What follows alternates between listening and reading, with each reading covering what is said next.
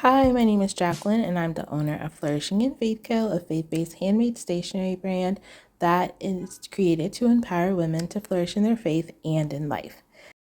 This vlog is my pre-event prep as well as my post-event recap. I decided a couple weeks ago after another event that I wanted to add a new journal to my journal collection. I currently have prayer journals, sermon note journals, and Bible study journals. And after that event and talking to a few people that were actually in my target audience, I decided that it would probably be a good idea to have a just a plain daily journal. Every other page has an inspirational quote or a scripture on top, and it's just lined. So this is me creating that new journal. The prayer journals, I did have to make a couple more of those because I do sell those typically at events. The Bible study journal, I plan on getting rid of. So I'm just selling out of what I have. And the sermon note journals, I still had a couple, and I only wanted to bring the ones that I had already not sold before. So the day of the event, I got there on time. I only need to bring my table and my products because it was indoor. If it's an outdoor event where I need my tent, sometimes I'll call my dad to come help me put up the tent. And he also takes a lot of joy in helping me set up my table. But this time I didn't need help. And it was a really early event, so I really didn't want to wake them up early to have my dad come help me. I was one of the only people setting up the day of, so I was rushing. I don't know why it was taking me so long. But yeah, this is how my table ended up. Hey, okay, so the events are over for now, and I wanted to do a recap on how they went.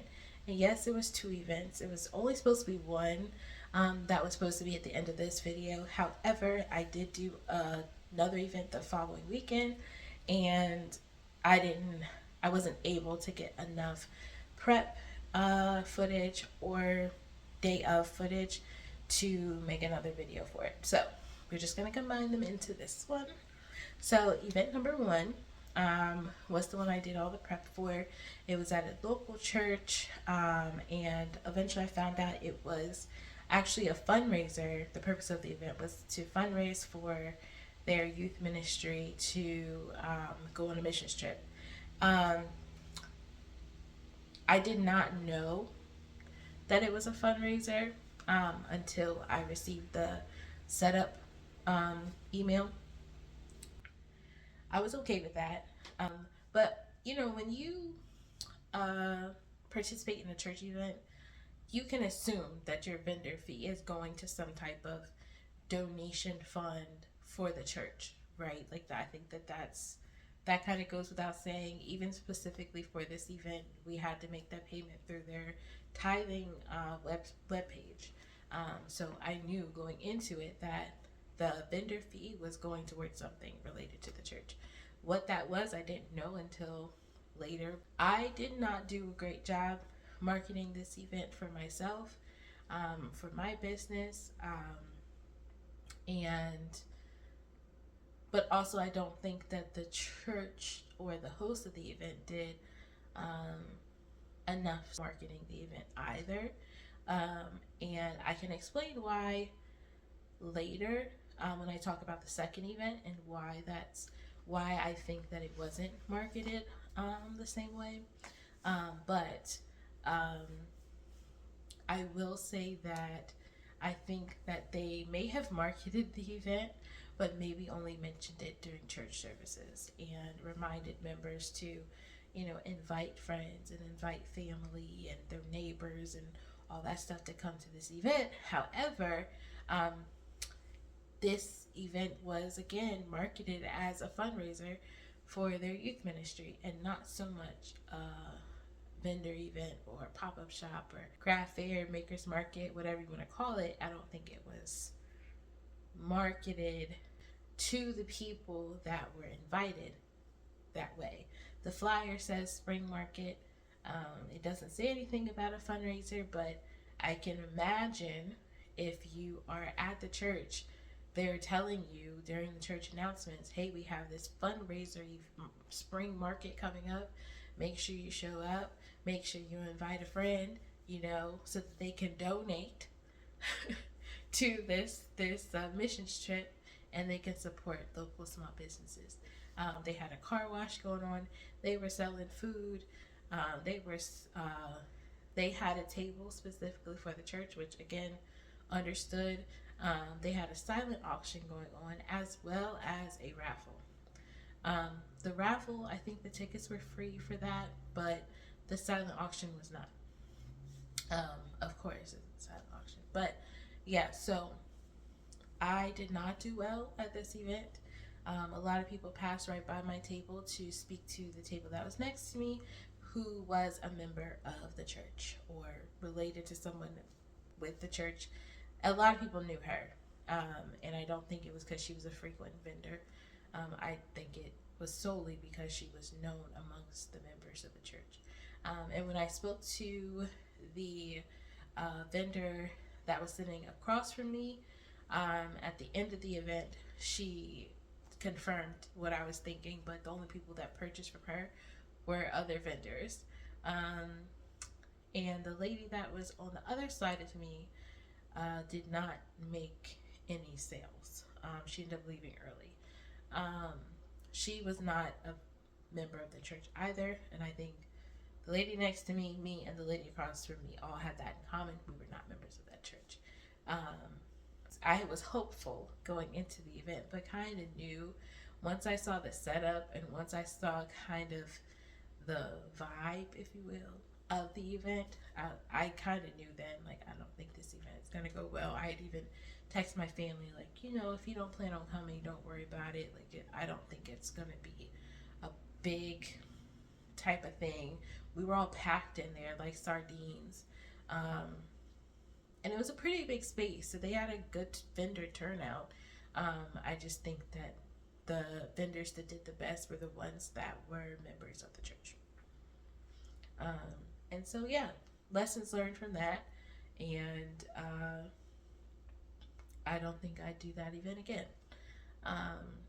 Moving on to the second event, and that can lead into why I think that the marketing and promoting the event could have been better. I did a second event at a event space. The reason I pushed to go to this event was because I saw how hard the host was promoting this event. She was posting it in all the local Facebook groups. I'm in them as well because I live in that area. She was posting it in all the local Facebook groups. She was posting it on the business page, reminding people to come out and support.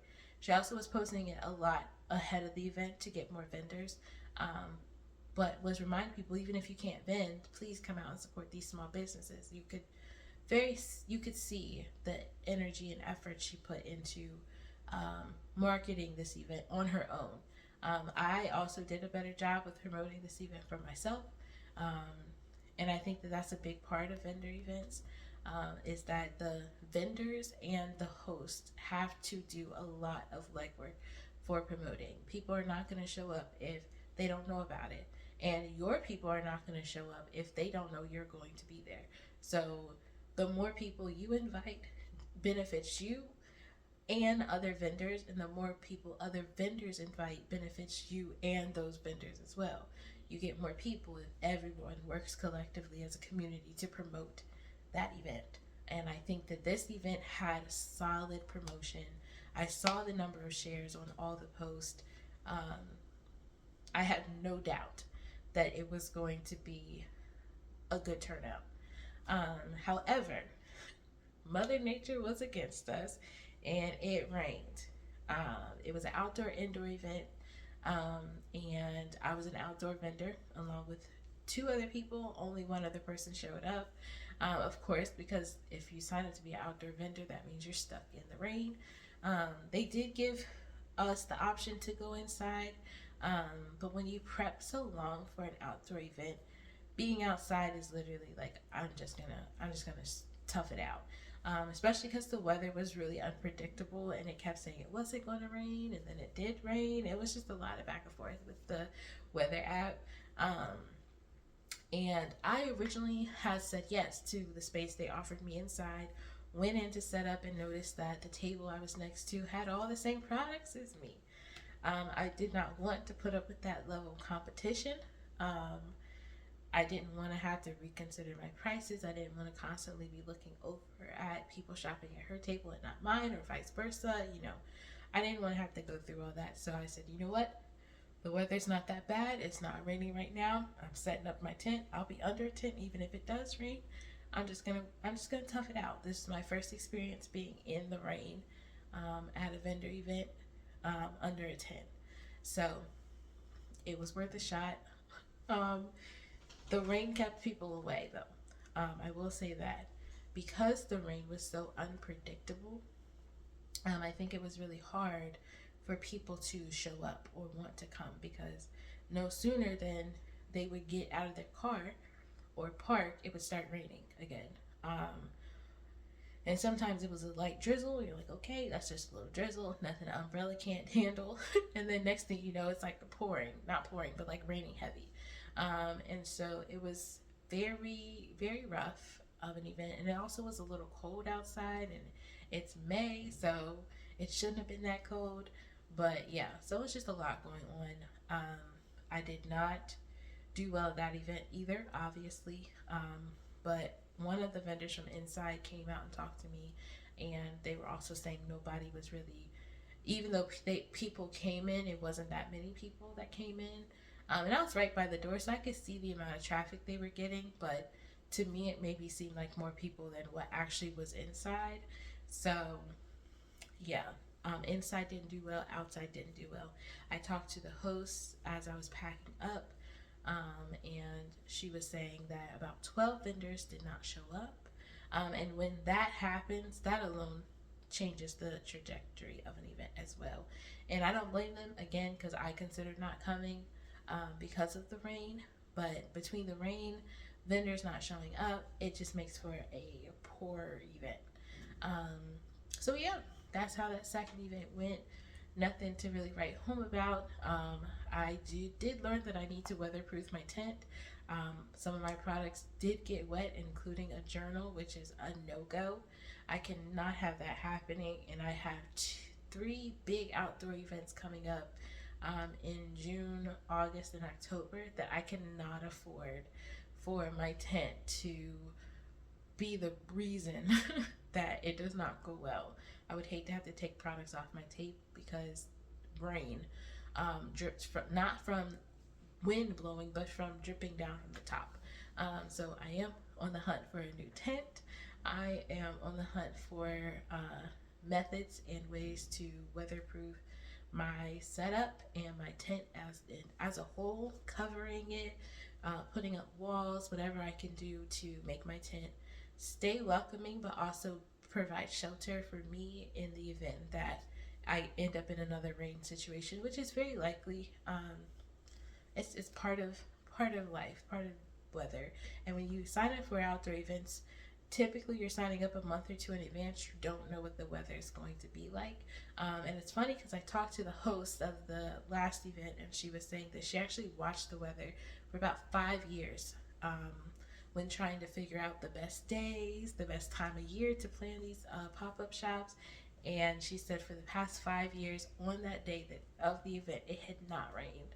And so she was very shocked and surprised that it rained. But because she had a Christmas event in December where it had snowed and there was a good turnout, and she had previously had another event in April, I want to say, and it had rained a little bit and it still had a good turnout, she was still hopeful that it would. But this rain honestly was just so unpredictable.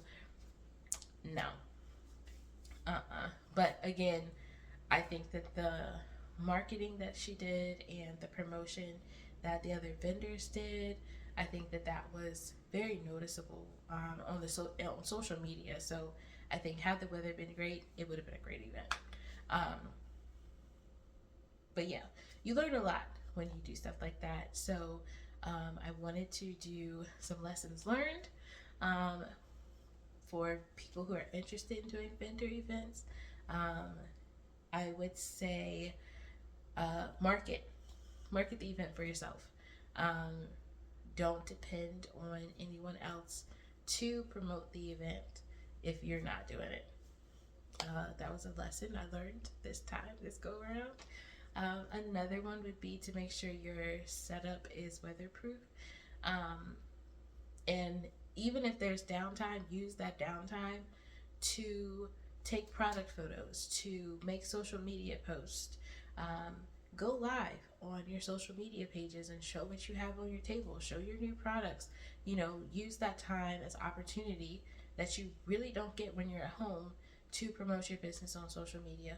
You have all your products sitting out, it's on the best display. Make it like an online storefront, right? And just utilize that time the best you can when it is downtime.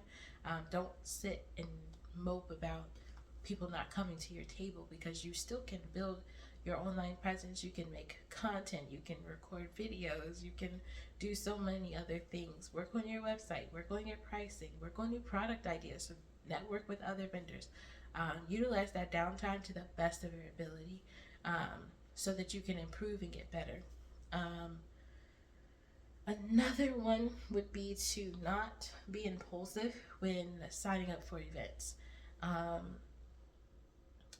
I had 3 events total last weekend.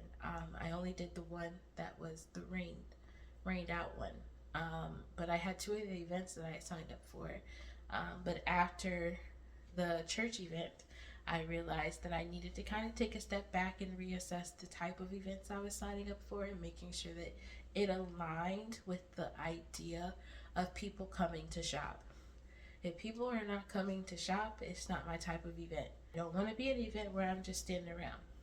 But you want to be at events that people shop at. I've done events where people literally come just to shop, and those are the events that I do well at. I do well at the events that are well marketed. I do well at the events that I market well.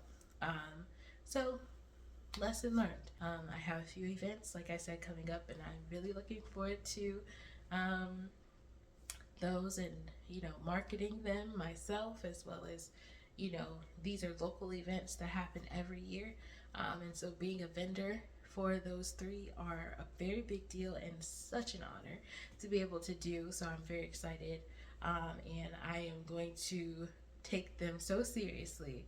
I'm talking new products, like I said, a new tent setup, all the things. I want it to be eye catching and all of that. So those will be in future. That'll be in a future video, as I get closer to that event.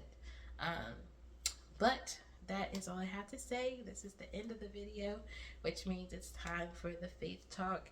And I'm going to piggyback off of my recent TikTok post about the children of Israel and God providing them the manna.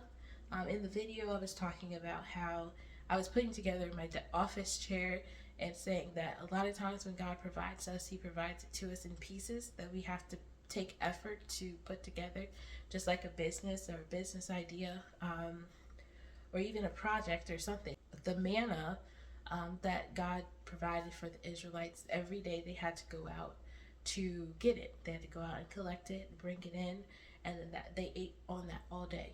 And then at the end of the day, they had to discard of what was left over and trust that God was going to provide again the next day. And that is kind of how it is as a business owner.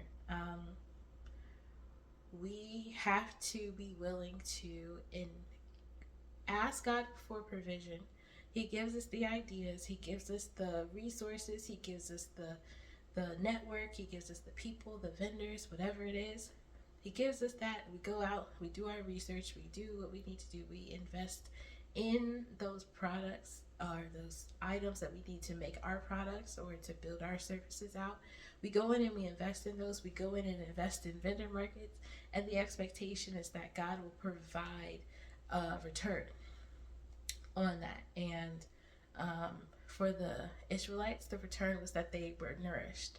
And for us as business owners, the return is that we generate an income, or we build brand awareness, whatever it is in that moment that you're asking God to provide for. You can trust that God will do that, but you also have to be willing to let go of the things that will no longer serve you. So at the end of the day, that manna was no longer good. And if they chose to keep it, it rotted and had maggots and had an odor and all that stuff. And it literally was, they had it that morning. It lasted them all day. So naturally, like, oh, I'll just throw it out in the morning. But by the time it gets to the morning, the maggots have gotten to it. It stinks and it's rotty. So you have to be willing to let go when God tells you to let go, and invest and gather when God tells you to invest and gather. So that's kind of the fake talk of the day, is the Israelites, and being willing to put in work in order to uh, receive the full provision of what God is trying to provide. Be willing to invest and be willing to put in the work, but also be willing to let go. I say it to my friends all the time: you gotta know when to hold, know when to fold, know when to walk away. And I think that is what that passage of the Bible was really saying to me. So that's the faith talk. I hope that helped. Thanks for watching. Be sure to like, comment, and subscribe. Talk to you next time.